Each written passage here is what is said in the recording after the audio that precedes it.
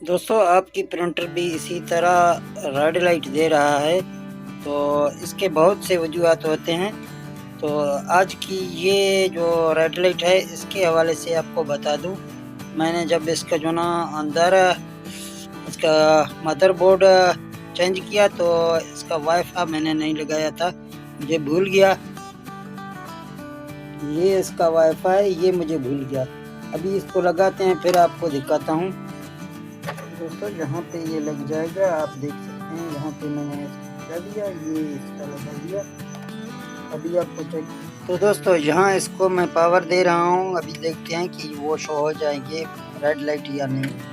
तो ये ऑन होने में थोड़ा टाइम लगता है इसका, जब ये पूरा ऑन हो जाए।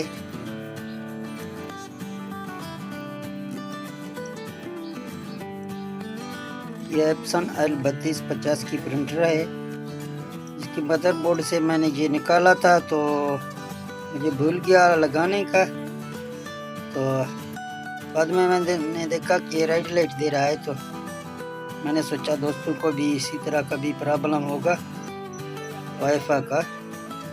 तो आप देख सकते हैं बिल्कुल ये प्रिंटर अभी रेडी है, इसका ये बत्ती भी ब्लेंड करना छोड़ दिया। तो इस तरह आपके सामने भी आ सकता है पार्ट, तो आप भी अपना दूर कर सकते हैं।